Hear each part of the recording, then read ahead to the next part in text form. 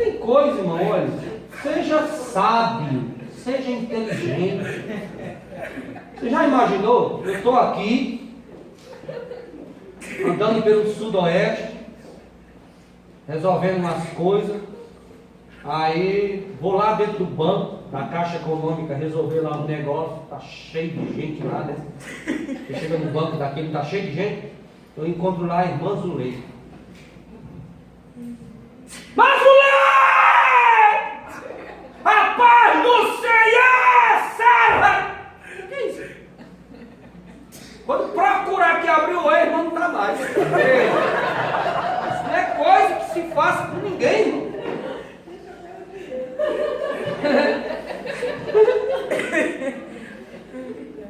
Só uma pessoa para evangelizar, irmão, ela tem que ser maduro, experiente, né?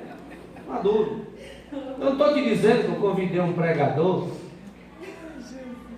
Eu convidei um pregador lá no Gama.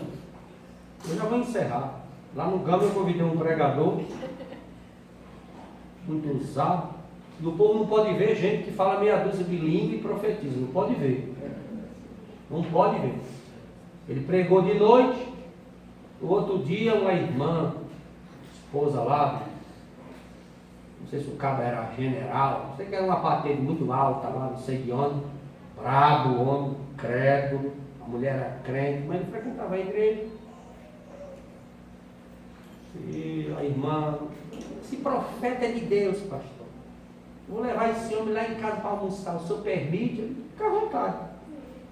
E eu falei para o irmão, tenha cuidado, viu? Vou deixar, Deus está no controle de tudo.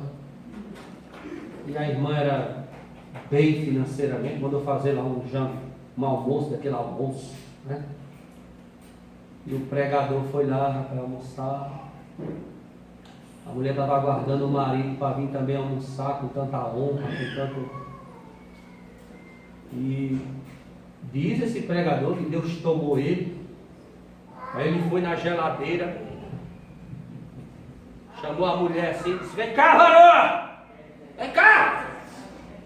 Terra! Deus está renovando as tuas promessas, varona! Aí abriu a geladeira, disse: olha o tanto de promessa que Deus está te dando. E foi quebrando o ovo na cabeça dela. Pá! Três! Pá! Quando o marido chegou para almoçar, estava a irmã toda banhada de óleo, a cozinha toda cheia de clara e de gema de ovo, almoço não tinha, a mulher chorando, sentada no sofá, e dizendo para o marido: calma que Deus falou comigo, almoço não saiu, e o pregador lá dizendo: foi Deus que fez a obra, e mandaram me chamar. E eu cheguei, falei: o que foi que aconteceu aqui? É o seguinte, pastor, onde Deus me leva, ele faz uma obra, faz mesmo. Faz mesmo. Eu vou ligar por 190. Uma delegacia. Ele faz isso na casa dos outros. Só faltou farinha de trigo para ele fazer um bolo da mulher. Então tem coisa, irmão, que não adianta. Crente tem que aprender a ser crente. Crente tem que aprender a ser educado. Nós temos que mostrar para o mundo que nós estamos para ensinar educação. Não é verdade? Ensinar educação, ensinar modos, ser educado, ser inteligente, falar baixinho quando o ambiente requer que você fale baixinho, né? Saber evangelizar as pessoas. Ó, eu convidei um pregador lá na Ceilândia, escute isso. E o pregador, ele era um pregador que tinha um testemunho do mundão. E ele falou para mim: pastor, eu posso dar meu testemunho? Eu digo: como é que é o seu testemunho? Meu testemunho é que eu era garoto de programa. Eu digo: aqui não dá testemunho de garoto de programa não. Que? Tu devia ter vergonha de um testemunho desse, um testemunho de garoto de programa. Ah, mas eu era ex-garoto de programa. Porque as igrejas têm essa besteirão, né? Ex-gay, Não sei o que, não sei o que besterol, ex-macumbeiro, ex-candomblé, ex. Aí bota aquela faixa bem grande. Ex-mãe de santo. Tem testemunho, irmão, principalmente esses testemunhos de prostituição, que não se pode estar dando em cima de púlpito não, rapaz. Vigia na terra. Como é que tu vai dar um testemunho de garoto de programa? Coisa linda isso. Isso não convém, não combina, não dá certo. Ele não conta esse testemunho não. Mas aí, ele não contou o testemunho. Eu acho que ele ficou meio magoado comigo. Se eu vou me vingar desse pastor, só sendo, irmão. Porque o tesoureiro na época era um rapaz, e ele tinha também casado com uma mulher que trabalhava lá pro lado do Conego.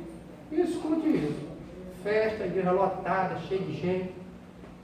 Ele terminou a pregação, olhou para a mulher do rapaz e disse: ei, você aí, eu estou te conhecendo. Eu digo: tá não, Jesus, estou conhecendo você. Aí chamou a mulher na frente. Quando ele chamou a mulher na frente, ele disse assim: você lembra que a gente tinha um caso? Quando eu andava lá pelo Conico, não é? Seu nome não é fulano de tal, na mosca. E a mulher caiu lá de tanta vergonha e começou a chorar. E o menino que era o esposo dela, que tinha tirado ela lá da prostituição, que tinha casado com ela, isso acontece muito. Ia sair da igreja, ele era tesoureiro da igreja, saiu, desesperado, chorando, passou uma vergonha tremenda. O povo da igreja ficou: por que você frequentava comigo? Meu irmão, a pessoa para ser pregador, por isso que eu tenho medo de dar oportunidade para o povo aqui. Eu tenho medo, maior do mundo, medo, que eu estou vendo a hora. Eu estava até falando para a pastora Eliane, porque existe uns temas de pregação, umas coisas ridículas que acontecem dentro de igreja, que você olha assim e fala: não tem cabimento um negócio desse, não tem cabimento. Né? Uma vez um colega meu de faculdade foi fazer uma pregação na aula de homilética, mas tanta coisa na Bíblia. O professor perguntou: como é o nome do tema da sua mensagem? Ele disse: fogo no rabo da raposa. Como? Fogo no rabo da raposa. Você, para pregar a palavra de Deus, você tem que ter educação. Você tem que... Vamos ficar em pé. Eu não falo nada de evangelização. Pastor, Oi. Cadê o 39? Coloca aí, senhor. Não dá mais tempo, porque eu não posso terminar a escola depois de 11, para não... O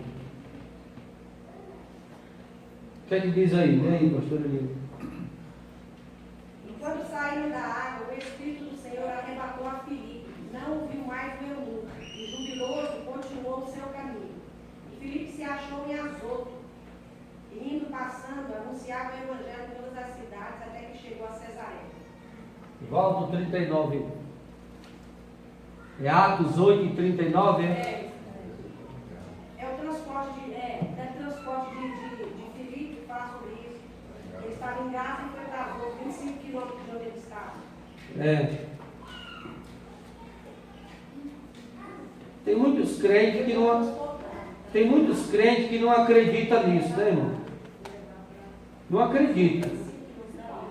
Quando estavam saindo da água, o Espírito do Senhor de repente arrebatou a Filipe.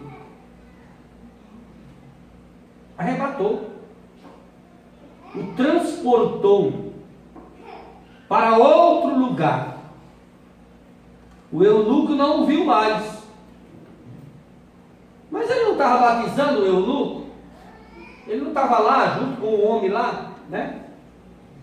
Quando estavam saindo da água, o Espírito do Senhor, de repente, arrebatou a Filipe. Né? Os racionais, vai dizer aqui, não, ele saiu na carreira. Saiu correndo assim, não se despediu do homem, não conversou com ele. Eu acredito pelo lado espiritual. O eunuco não viu mais, contudo, pleno de alegria, seguiu o seu caminho. Mas o Filipe aqui, ele foi arrebatado de uma maneira sobrenatural. Tem gente que não acredita.